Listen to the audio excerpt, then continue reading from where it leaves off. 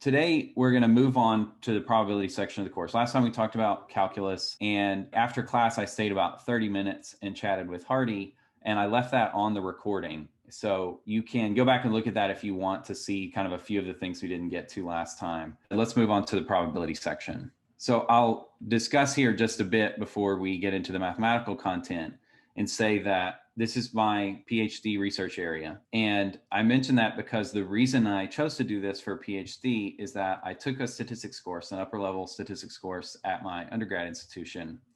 And I found it really interesting, but I could tell that the probability side really seemed kind of flaky. There was stuff I didn't understand, and I wasn't totally sure if anyone understood it or if we were all just sort of faking our way through this thing. And that might be something that resonates with you, depending on what kind of experience you've had learning probability in the past. And so I thought, well, you know, I'm sure that if I get a PhD in the subject, that will be an opportunity to demystify all of the things that I've found confusing about this. And that was indeed the case. I feel pretty okay about probability at this point. And the main message I have is that it is something that's firm. Despite the apparent sort of wishy-washiness of the concept of something being random, maybe it's one thing, maybe it's another thing. What does that even mean mathematically? It seems very much in contrast to calculus or geometry or algebra, which are really tangible and consistent. Everybody gets the same answer. There's nothing sort of slipping around on you the way a random variable sort of feels like it does.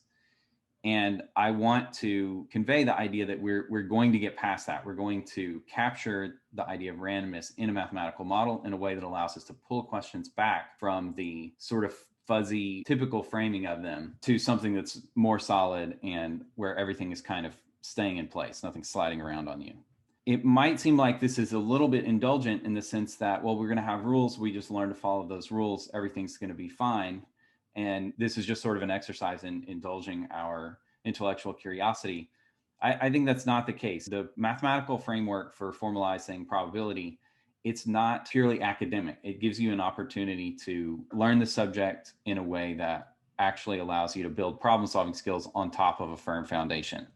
So it's not esoteric, it's very comprehensible, and we're going to develop that with the purpose of building up your problem-solving skills. So yeah, so I've sort of trampled on this message earlier, but I don't want probability to feel like sort of a grab bag where you feel like maybe there are different intuitive ways to solve a problem that lead to different solutions and you just kind of have to shrug or ask an expert. We're going to be able to sort of unpack any ideas that we're using in a problem to a more basic expression that's going to allow us to solve problems with more rigor. And I hope that you'll find this to be a rewarding experience.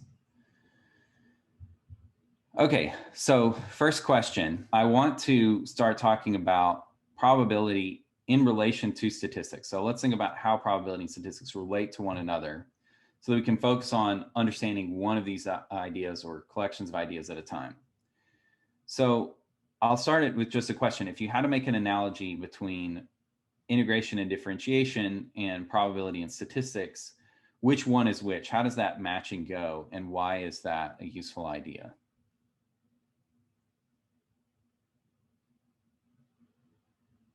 So we have two answers that have come in. Several other people are typing. I'll let folks continue to type.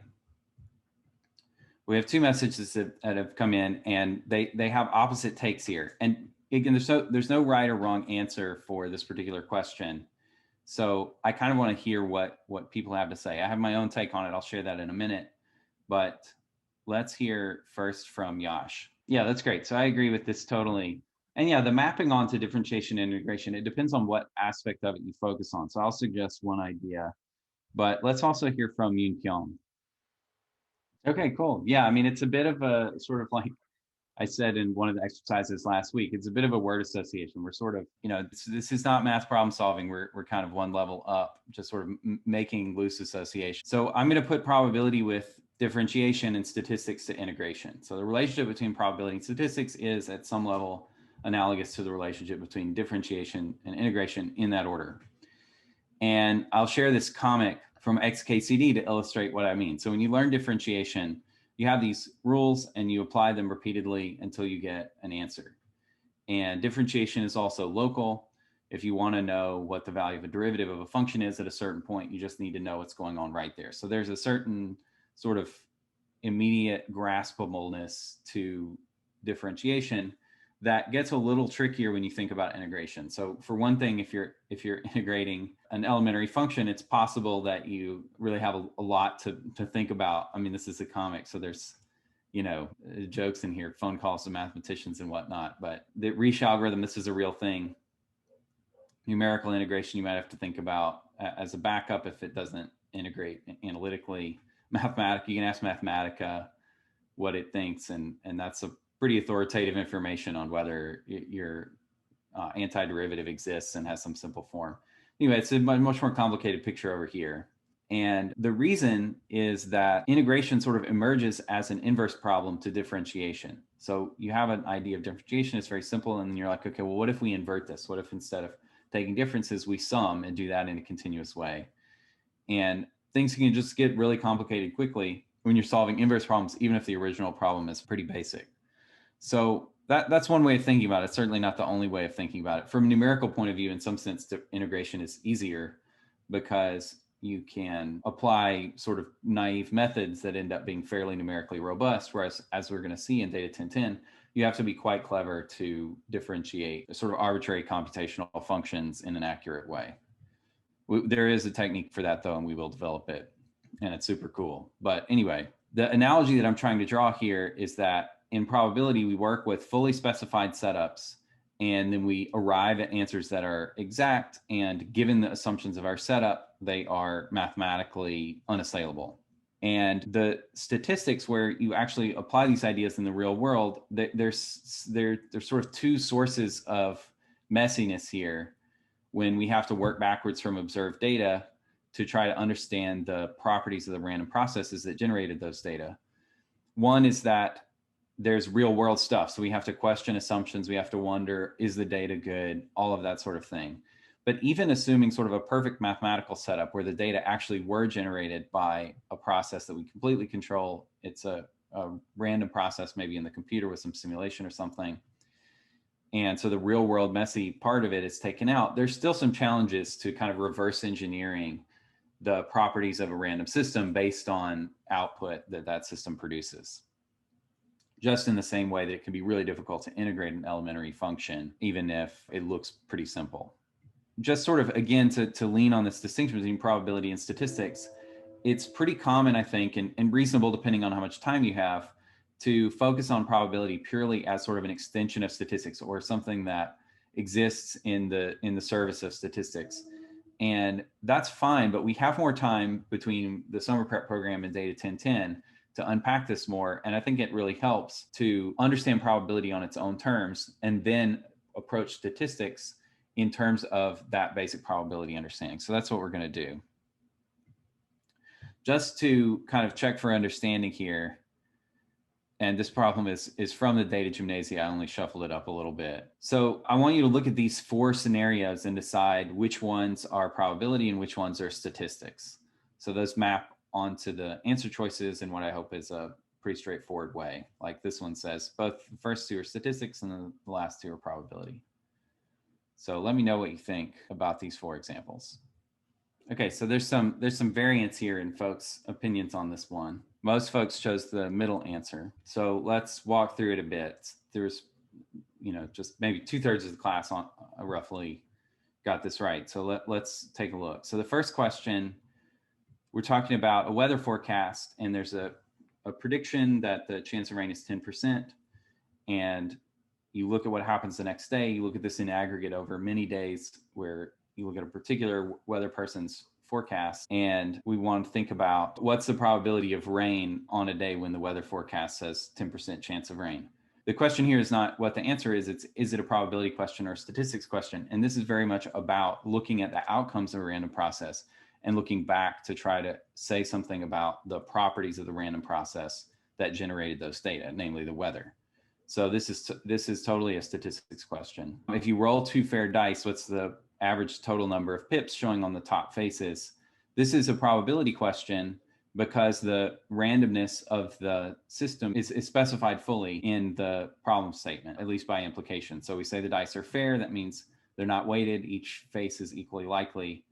And that's not a statistical conclusion. That's just an assumption. We're declaring that by fiat to be the setup, and we're going to draw some conclusions based on that setup. So the conclusions might eventually be suspect if the assumptions are suspect, but the implication, drawing a line from assumptions to conclusions, is going to be solid no matter what. So this is a probability question. Here again, we have another statistics question, because the probability that the dice are weighted based on some results, that's clearly going from the outcome to the setup direction. We're trying to infer something about the underlying probabilistic structure of the system based on outcomes that we observe from it. And here again, the setup is stipulated. So rain doesn't really happen with probability 40% in general in the real world, but that's this probability model. We're assuming that the probability of rain is 40%, and then we're drawing conclusions based on that. So again, if the probability of rain is not really 40% from a statistical point of view, then the conclusion that you draw will not be accurate, but still the relationship between the assumption, the setup of the data model, and the resulting conclusion is solid no matter what. So that's what we're focused on here when we're thinking about probability problems. And this might seem like maybe not the best use of time, but it does come up. So it's very tempting, especially as you get into more advanced ideas, to sort of import your statistical thinking when you're talking about probability and kind of confuse the ideas in some ways. It sort of muddles the situation pretty significantly when you aren't willing to just take the probability model for granted and draw conclusions based on that, and then take a step back later and think about that in a statistical context. Certainly that latter step is important, but it's important to be able to do the probability first and then come in with statistics later once you understand the probability well. Just in the same way, you don't want to look for antiderivatives until you know how to differentiate. You don't want to divide until you understand multiplication. Same idea here. So here's a figure to kind of drive it home, hopefully.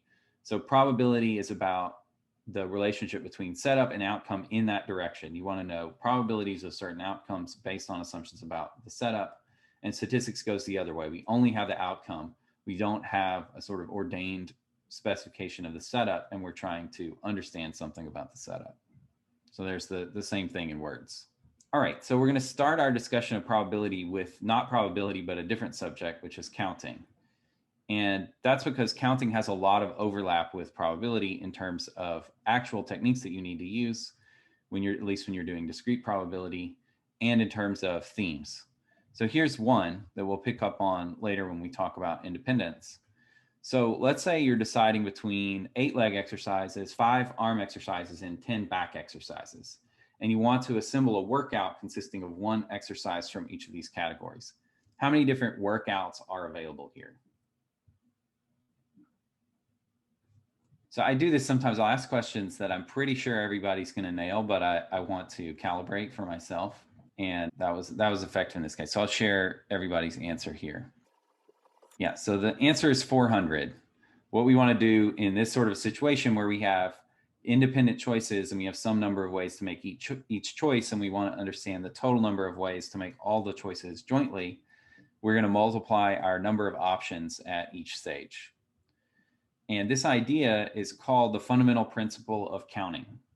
And it says that if you have one experiment with n possible outcomes, and if a second experiment has n possible outcomes for each of the outcomes in the first experiment, then there are m times n total possible outcomes for the pair of experiments. So this is slightly more general than what we applied here. Here, the choices were completely independent of each other, but they don't have to be totally independent. One can depend on the other as long as it does so in a way that makes it so that every choice in the first slot leads to the same number of choices in the second slot. And as we did in this particular example, we can chain applications of this theorem to apply to more than 2 experiments. So we have m times n for 2 experiments, but then just sort of grouping the first 2 experiments in a collection of 3 and applying the fundamental principle of counting twice, once to the first pair, and then once to that group and the third one. You can say that this extends to any number of successive experiments. So you just multiply all the available options. And this is counterintuitive I think for some folks when they first learn this, because it feels like you want to add.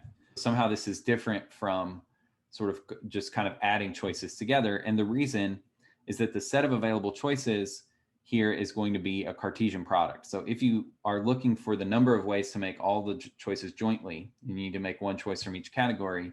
The set of available choices is a Cartesian product of the option sets for each decision. So for example, if you flip a coin and roll a die, then you're going to have 6 possible outcomes for the die and 2 for the coin. And if you wanted to look at all of the ordered pairs, that's going to be a Cartesian product, which you can visualize by laying it out in a table like this. Here's another way to visualize this sort of thing, which can also be helpful in situations where the table doesn't quite do it for you. So we can make a tree showing all the possibilities. So imagine I ask how many ordered triples are there from 1, 2, 3, 4. You could say, well, the first one could be 1. And then in that instance, the second one could be 2, 3, or 4. Can't be 1 again because it has to be distinct. So we are in a situation here where the second choice is not independent of the first, but still every initial choice we make has the same number of second choices that followed. If you choose a 2 first, then there's 1, 3, or 4, and so on.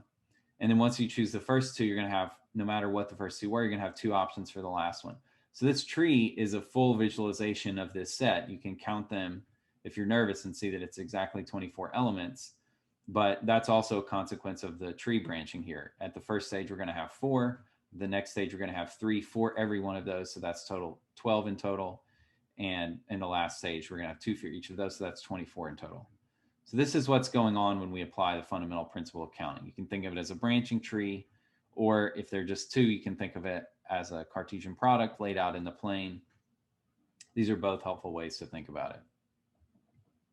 So let's move on from there to something that's a little more advanced, which is binomial coefficients. The number of subsets of a particular size coming from a set of a particular size is a really important concept. It crops up a lot throughout math. So we call this number n choose r, and it's called a binomial coefficient. And again, so n choose r is the number of ways to choose r things from a set of n things. So without giving you any formula for it, and you don't need a formula for this one because the numbers are going to be small, I want to ask you to use this definition to come up with the value of 4 choose 2.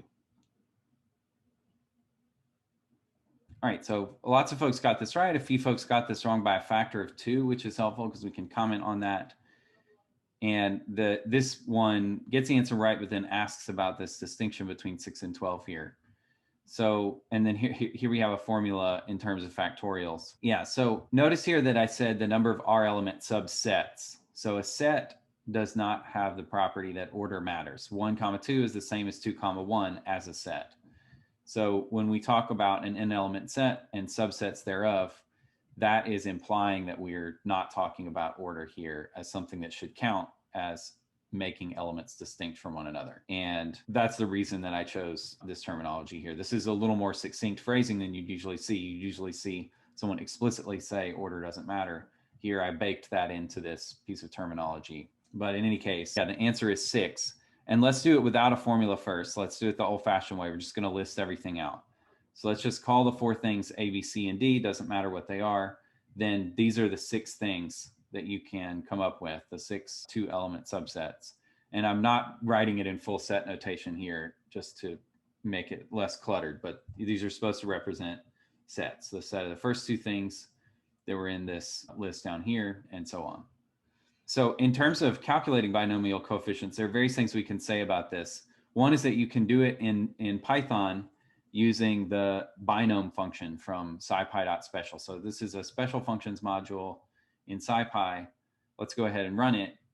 And it's going to take a while. I often forget to put the message that sort of fires up the Python session earlier on. And for some reason, it seems like they've been a little slow lately.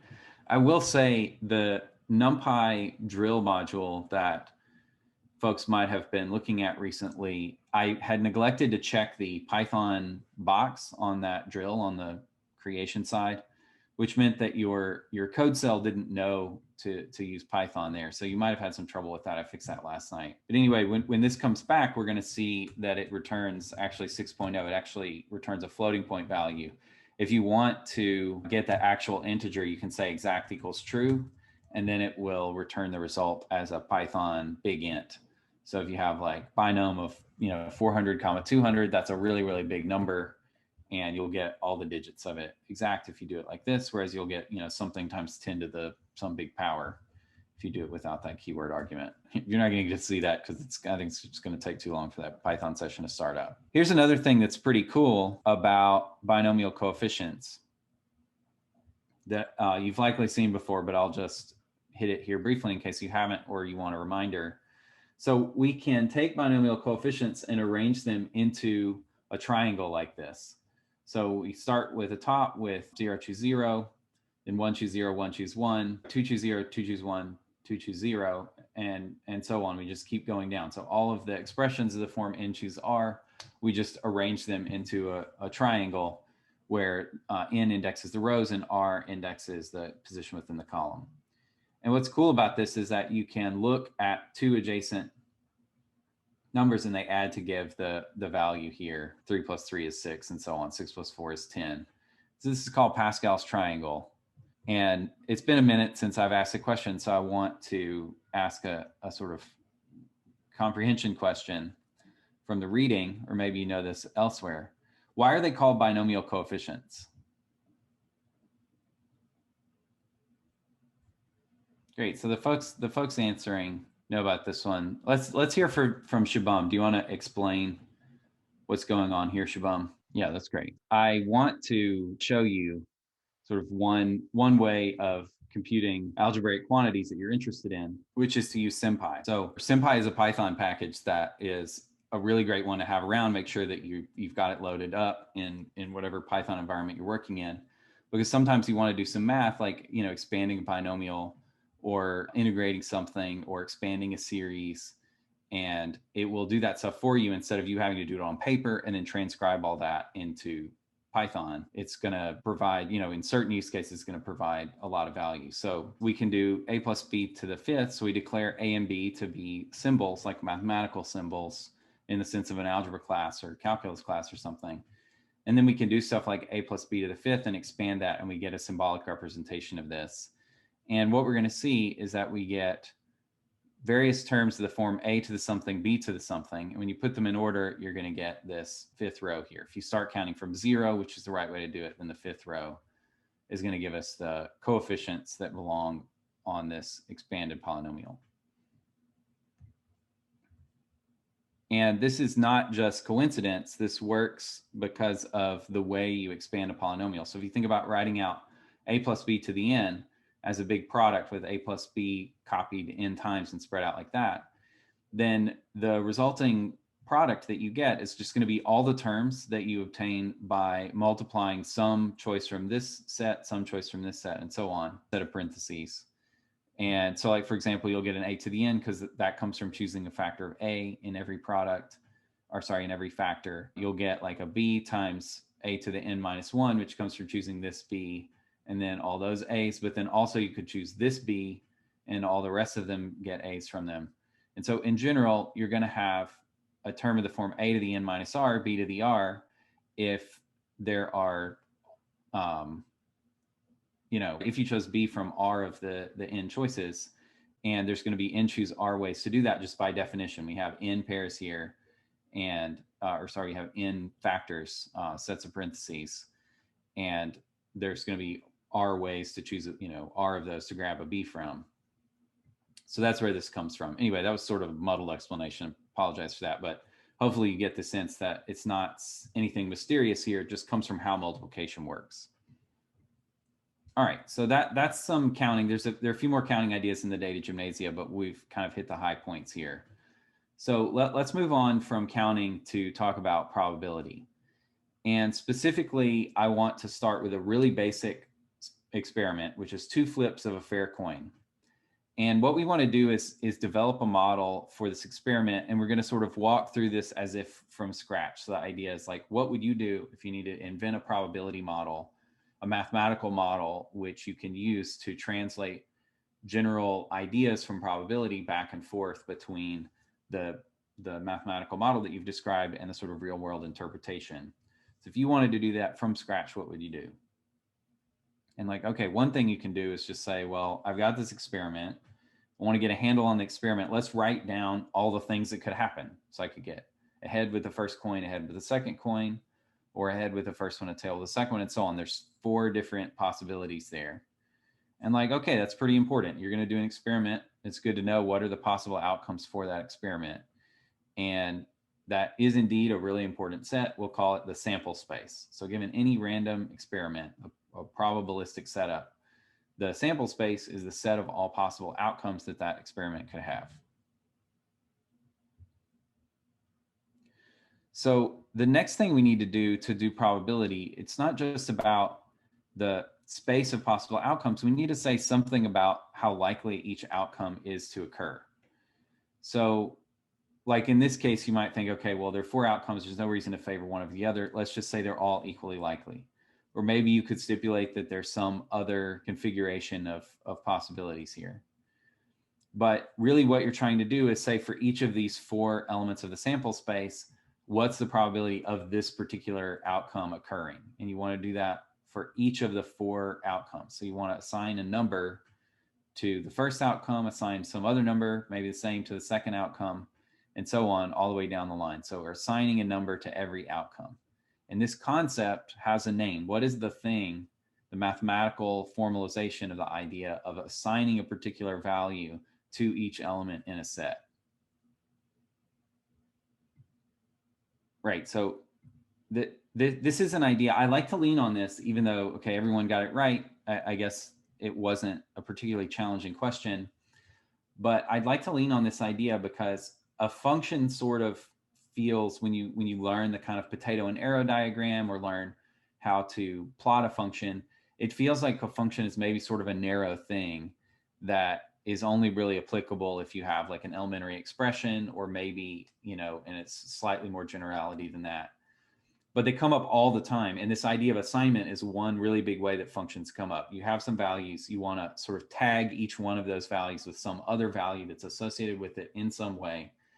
And you're going to do that with a function. That's exactly what a function is for. It assigns a particular value to each element of a set. So this particular assignment of probability values is called the probability mass function. And we're going to use the lowercase m in italics. So this is like a math variable m to denote the probability mass function. So we say m of some element of the sample space, then we're talking about the probability that particular outcome occurs. So you might be tempted to question this assumption that the 4 outcomes are equally likely. Like already we've hit a potential stumbling block, I would say, in this probability versus statistics issue. That's a completely reasonable question. I didn't intend this pun here, but in any case, that's a statistics question. We're talking about probability for now. And this probability mass function is going to be taken as axiomatic. It's taken as an assumption that we're going to move from and try to draw conclusions based on. So we're not going to be questioning that assumption until later when we talk about statistics. So you're free to adjust this probability mass function however you want and study how the resulting answers to questions that you might ask change. And there's no right or wrong answer. For example, we could very well assign a probability mass of 1 to this first outcome and 0 to all of these other outcomes. That's a completely legitimate probability space. There's no reason it has to be constrained to model some real world thing in some straightforward way. That one does, though. That one models 2 coins that are both double-sided, heads on both sides. You'd have a probability of 1 of this outcome and 0 of these others. Other things, maybe not so much. Like if you gave a probability of 0.9 to this outcome and 0.05 to this outcome, 0.05 to this outcome, and 0 here, that would be not realistic for any physical coins that you could be trying to flip. But still, it's a valid probability space. So you are free as the probability space author to create whatever probability mass function you want on your sample space, and then study what implications it has for questions that you can ask about that random experiment. And then later we can come back and reflect on what sorts of probability distributions make sense and which ones don't. So what we have in the way that we've developed things so far is a sample space, capital Omega, which contains the possible outcomes of the experiment, and this function little m, which adds the probability meaning and keeps the sample space from being just a plain set. It takes each element of omega, each outcome that the experiment could have, and assigns some real number, which is necessarily going to be between 0 and 1, that indicates the probability of each outcome in omega. I'll ask a sort of improvised question here. So if we add up the values of m of omega as omega ranges over the sample space, then what will we get? Okay, great. Let me summarize everyone's answer. So folks have got that right. Yeah, so a minute ago I said you can choose whatever probability mass function you want. And that was a bit of a lie. The probability masses have to add up to 1. Just by the nature of the way we normally talk about probability, it makes a lot of sense to require when someone specifies a probability mass function for a particular sample space, capital Omega, they have to ensure that the numbers that they give you add up to 1. So we impose that as a requirement for setting up a probability space. And then that way we can use it to draw various conclusions and kind of make everything make sense. But it's going to be a stipulation on little m. It has to add up to give 1 over all of the elements in the sample space. Okay, so omega and little m are the whole probability space. Like this is already the entire mathematical structure that we're going to use to describe a particular random experiment. However, the point of a model is to have a set of translations between a real world setup and your model so that you can map questions back and forth between the two, questions and answers back and forth between the two, and gain some understanding of the real world system based on your understanding of the model. And we don't really have enough translations yet. For example, we talk about events a lot, like the event that you win the lottery or the event that the Suns win the NBA championship. And we need to talk about sort of what that looks like in the context of a model. So on the experiment side, an event is a predicate. In other words, something whose occurrence is either true or false and can be determined based on the outcome of the experiment. So for example, first flip turns up heads is an event in the context of this 2-flip experiment. So which of the following corresponds to something like first flip turns up heads in the context of this experiment? Is it like an output of the function little m? Is it the whole set omega? Is it a subset of omega? Is it one of the elements in omega? Which of these things describes the event first flip turns up heads?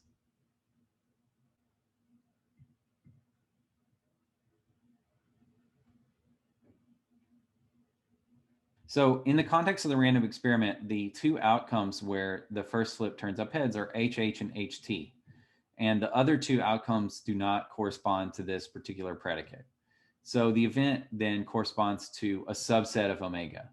In other words, a binary function on omega, something where you go through each of the elements of omega and you say, yes, this happened for this particular outcome, or this event didn't happen for this particular outcome. Here we get yes for these two and no for the other two. And another way of describing that is to say that we have a subset of omega. So this subset corresponds to the event. And notice that this has nothing to do with little m. So the actual probabilities of the events are completely irrelevant here. We can change those probabilities around however we want, and still the event is these two outcomes and not the other two outcomes. It's a subset of capital omega. So when we talk about probabilities of events, that's where m comes in. So we'll see m coming in when we talk about probabilities of events rather than just like what are the events themselves.